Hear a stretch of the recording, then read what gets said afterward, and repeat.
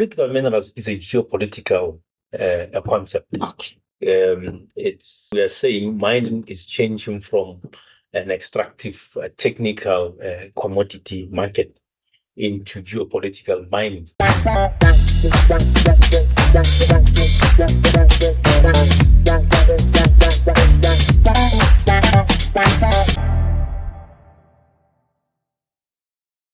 Ever wondered how natural resources shape the economic world that we live in, but most importantly have, a direct impact on the lives of the workers and communities from which they are sourced from? Today's conversation will be centered on addressing exactly that. We are joined in studio today by Mr. Shane Choshane, who is the program manager at CNV Internationaal and critical mines lead for South Africa.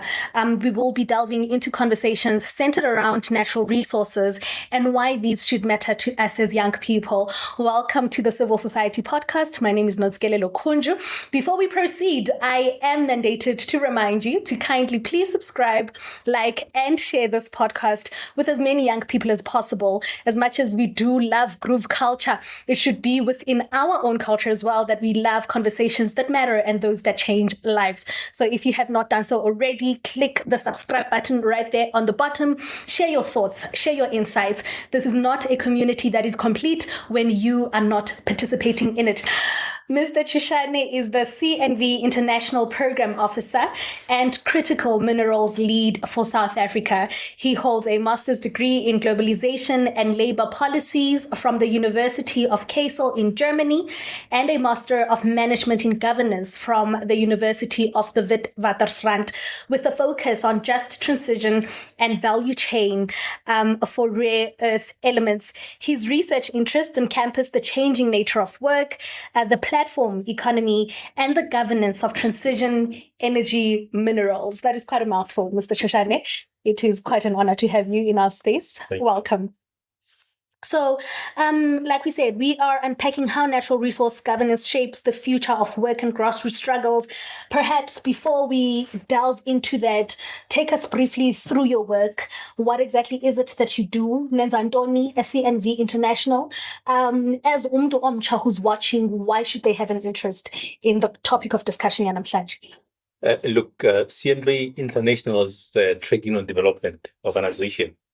Linked to the second largest Dutch trade union federation in the Netherlands. Okay. So our work actually focus mostly on social dialogue. All right. But we work mainly with trade unions and mining affected communities, and focus mainly on the so-called critical minerals, which are a renowned name for minerals that actually are used in the green industrialization. In South Africa, we have an endowment of those, the PGMs, which is the platinum group metals, vanadium, platinum, rhodium, and then chrome. We have rare earth minerals. We have vanadium. We have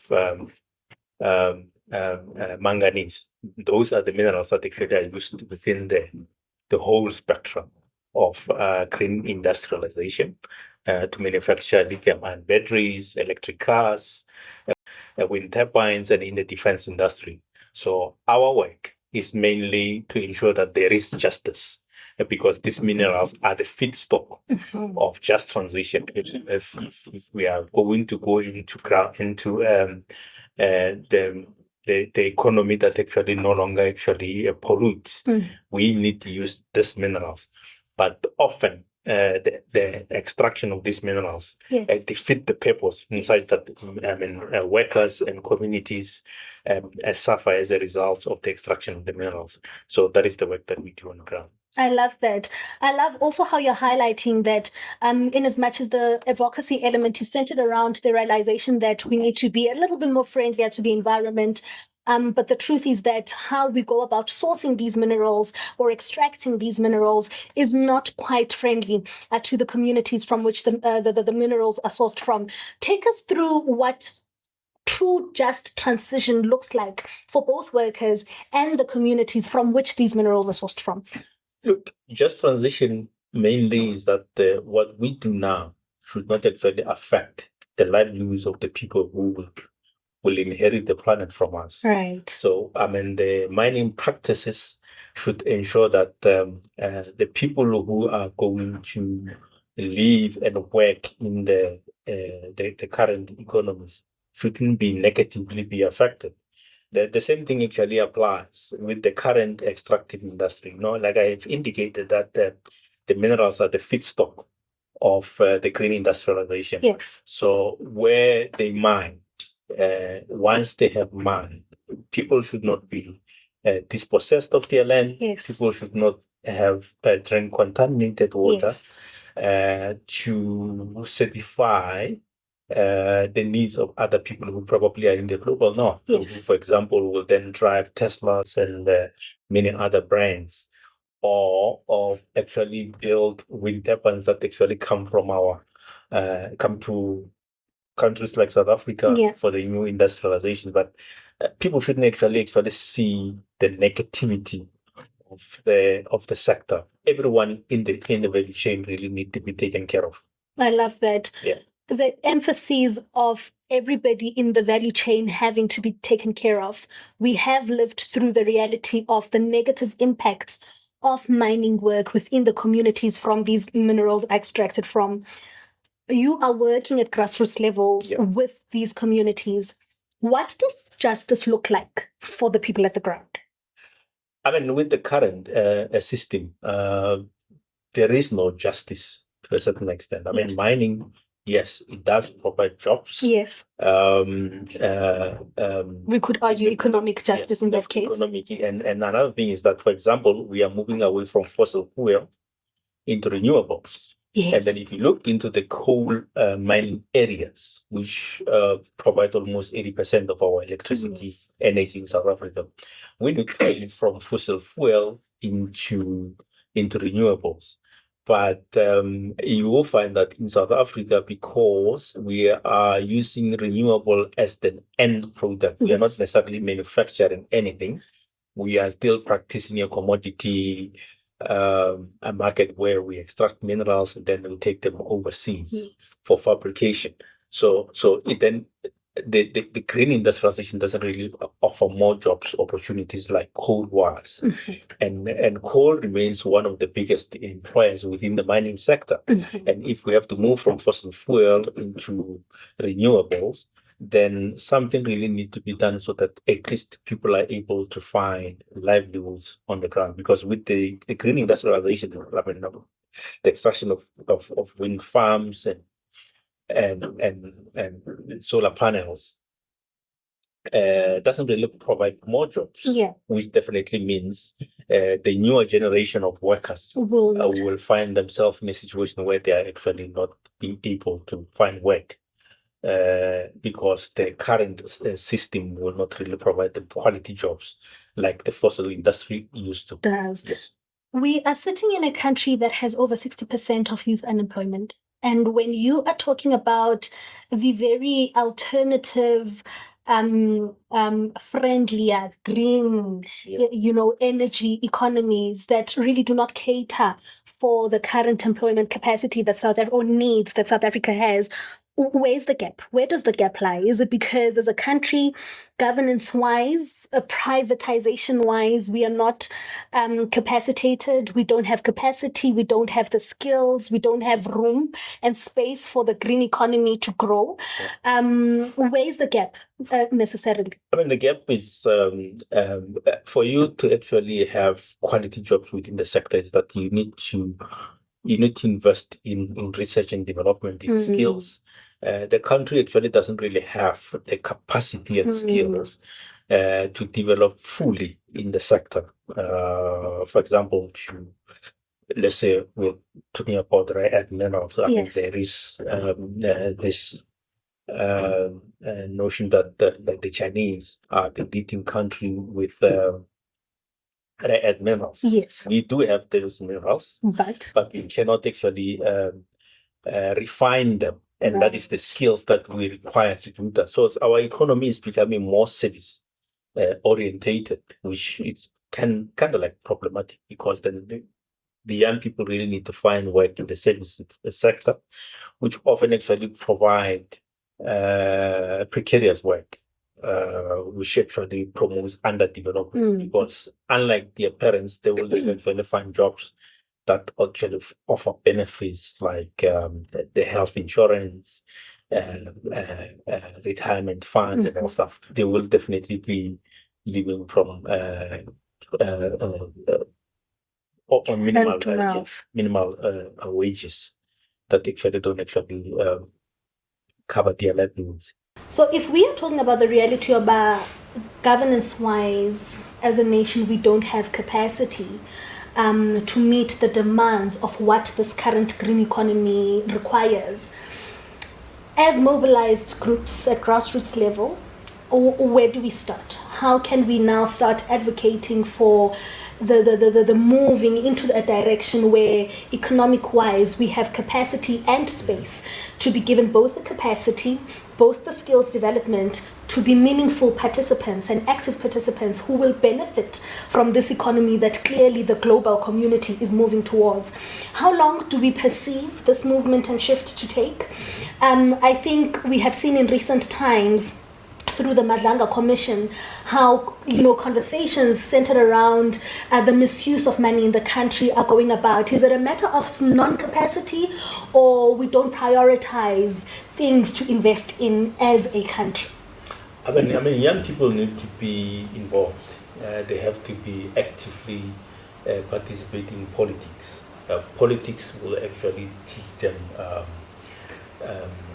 interest in different forms of policy for them to be able to influence it. So if you are not fully participating in youth politics, you will not understand those issues.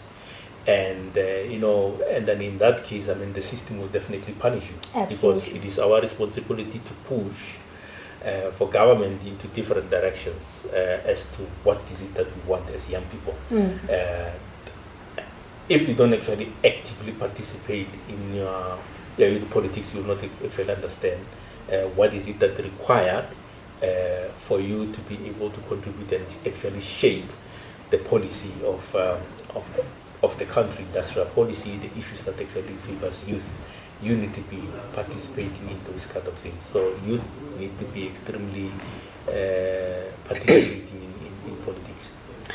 I'm loving the fact that you are emphasizing the importance of youth participation in politics. Yeah. We are now finding ourselves in a dire time where there's youth unemployment and the realities of the difficulties that come with living under those lived experiences versus a political exhaustion. I wouldn't say illiteracy, I wouldn't say ignorant, but a political exhaustion. So how do we bridge the gap between the two? Draw us a pattern of how political engagement equals a direct impact in terms of holding those who are duty bearers accountable for ensuring that the country, the economy moves towards creating space for green jobs and moves towards developing young people and the skills required to be able to participate at that level. I mean, if there is no pressure from below, I mean, the system or those who are in power will continue with the current system. But if we put pressure, and the pressure with a knowledge and understanding of how a policy is formulated, how politics work, that way you will definitely be positively achieving the end goals, because you are definitely saying for us to be able to fully participate in the economy, this is the direction in which the government actually has to take. Unlike just being passive, I mean, taking everything as it goes, it's not necessarily going to assist. Certainly won't. Certainly won't. I think I'm hearing your insights quite well. Political involvement equates to placing pressure on government to move to the direction that the country wants, or rather the youth wants the country to move to. If you don't speak, you will be given what people think it is that you want. Let's talk about the hidden politics behind these resources. Who controls critical minerals? Look, what I could actually say, critical minerals is a geopolitical concept. Okay. It's, in fact, we are saying mining is changing from an extractive, technical commodity market into geopolitical mining. Okay. Geopolitical mining actually meaning that the interest of certain countries are taking precedence over the development of mining, as you know. Mining for global south, or Africa and South Africa, normally it used to mean development of the country, Yes. and provision of employment. Yes. But now mining actually is moving in a direction where it's about power. If you have a direct and interrupted supply of minerals, that is what actually people want, and it becoming actually problematic in that sense because certain countries actually have a leverage. They are using what we call the geopolitical diplomacy. Yeah, if they control a certain minerals, for example, how China has become a quasi-monopoly, Yes. a holder of certain minerals that actually then other countries, the US, the European Union, then wants to decouple and then move away from that dependency, and that creates problem for all of us. Right. Whereas for countries in the global south that actually depend on mining as some kind of an economic resource. So mining now, because it actually does now extract without actually developing the local communities, is becoming problematic in that sense. So we need to really work together in multilateral institutions. We need to know that a certain country is specialized in a certain sector of this economy, and everybody in the value chain need to benefit, so that it doesn't necessarily develop certain countries at the expense of others. At the expense of others. I've given an example with the beneficiation of coal. In South Africa, for example, we are using coal to generate electricity. Now, if we are moving to renewables, Yes. we are at the midst of the international production networks, in which somebody takes the minerals and then he has to provide us with electricity. And so that person can actually then decide and set the price, and we should not really move into that direction. And what stops us from, establishing our own game net worth in terms of being extractors and producers of our own alternative energy and power? I mean, what stops us is because these technologies, the so-called intellectual property, are held somewhere else. Oh. What needs to happen is that we need to share knowledge. There must be some transfer of technological transfer from those who have a know-how Yes. of, let's say, of building a lithium-ion battery. I mean, South Africa alone can actually build a lithium-ion battery, but you find that you need a permission of certain company to do that, and that becomes problematic. We need to share the technology. I can give you an example of what has been happening in our own country. For example, somebody can argue that Mercedes-Benz, BMW are German cars, but in reality they are South African brands, because South Africa is able to manufacture for the global market, and that is what should actually happen. Even though the IP is held by the German companies, we are able to produce for the global market. But now we are moving to a direction where we will not be able to manufacture anything, because people are not willing to share the technology. That actually become problematic. We need to share the technology so that there is an equal distribution of wealth of our minerals. So I'm hearing you talk and emphasize the importance of knowledge sharing within the industry, inter-country-wise. Is this a matter of poor stakeholder management on our part, or poor stakeholder relations that we have on our part, that have led us to this point where we still, although have capacity to produce, but don't have, the intellectual property rights that are required for us to produce in mass? Where is the breakdown, and how do we fix it? I mean, the breakdown is in the collapse of multilateral institutions, in the UN, the International Trade Organization, and those kind of organizations that actually govern the globe. We are moving in a direction where nationalism is taking shape. Right. And it will not work because we actually need each other for us to be able to develop as the world. So climate change is a global problem. Yes. And to resolve it, it requires global participation, coordination, absolutely, partnership under the UN Sustainable Development Goal 17 to partner in resolving the issue. That we will definitely be able to then resolve the whole thing rather than actually moving into a direction of geopolitics, yes, where countries want to safeguard their technology in an effort to dominate others. Yeah. That way it will not actually help. It actually increase conflict. Yes. Global wars, something that we have moved away since 1945. Now we are going back. We are threatened to going back there. In fact, we are currently, it might not be globally, but we are in some kind of a third world war, because certain countries can actually attack others without actually being held accountable. Yes. That is so true.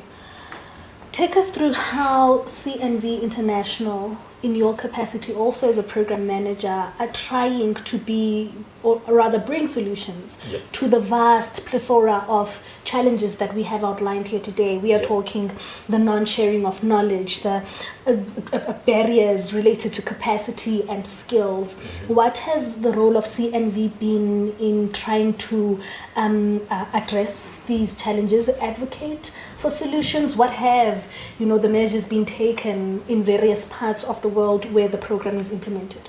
Look, as I've indicated, that our focus is to ensure that there is dialogue. Right. In South Africa, we are starting to work with the mining trade unions, yes, and also trying to bring companies and communities to a dialogue. Yes. We have earlier this year had a meeting at NEDLAC. NEDLAC is South African premier social dialogue institution, and our view is that for example, South Africa has just released critical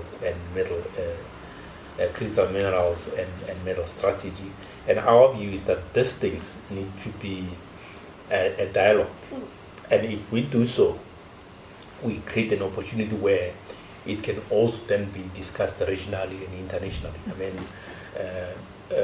The companies that in the global north, in Europe, in the Netherlands, that have interest in, let's say, in lithium-ion batteries, in green hydrogen, they will have to source minerals here, and then to ensure that there is no violation of human rights. That is where we actually participate in, to ensure that companies are talking to customers are talking to the sourcing companies, and companies actually a dialogue with their own workers and the communities in which they extract those minerals. Absolutely. And any highlights that you have received from those engagements in particular? Any interesting sights in terms of commitments made perhaps through those dialogues? Yes. For the first time we were able to bring labor and communities together. I think in 2026 we will see a situation where we're starting to do work with the companies in the mining sector.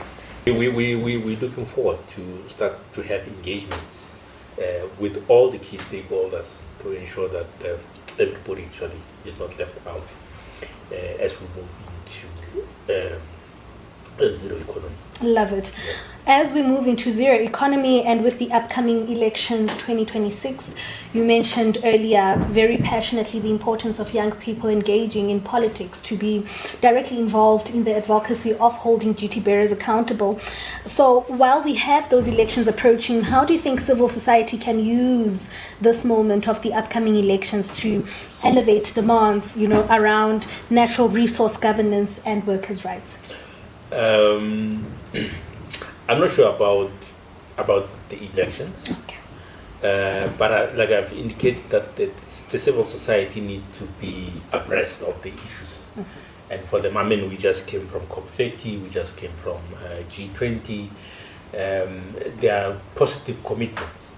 Ours is now to put pressure to political parties to say, rather than actually voting parties based on some bonus popularity, we need to say we will vote for a political party that actually promise to implement the outcomes of the G20, to implement the outcomes of COP30, to implement the outcomes of all the discussions that we have been having.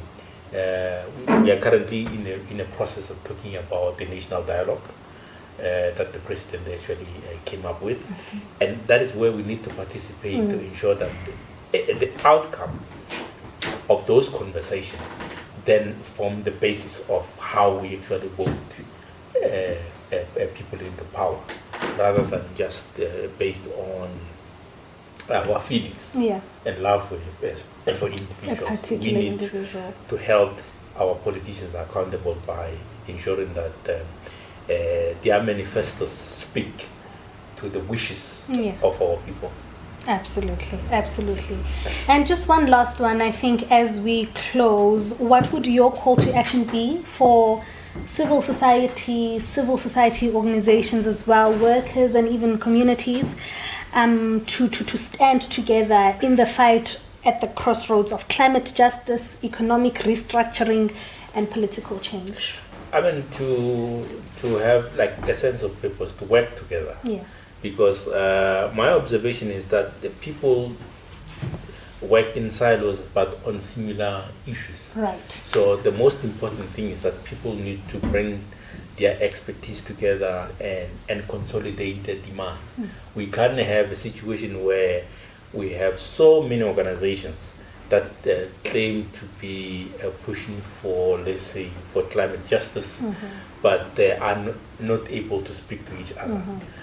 We cannot afford a situation where the civil society has like political preferences. I mean, it is not the responsibility of civil society. I mean, the same thing applies with trade unions. Labor need to work on reforming labor policies and legislation without actually being looking into a direction where they are actually or their conduct is being influenced by a political direction.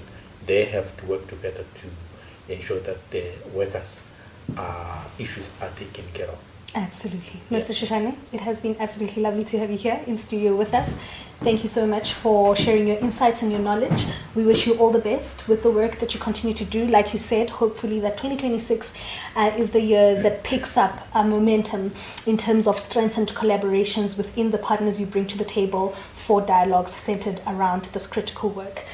And with that, we thank you so very much for tuning into this episode. We ask that you continue to bring in your thoughts into this conversation. What does just transition look like for you as a young person, particularly in communities where you are affected by mining extract activities? From ourselves at the Civil Society Podcast, we cannot wait to hear what you have to say. From our esteemed guest, Mr. Choshane, we thank you for your time and your ears, and we most importantly thank you for your input. Until next time, take care.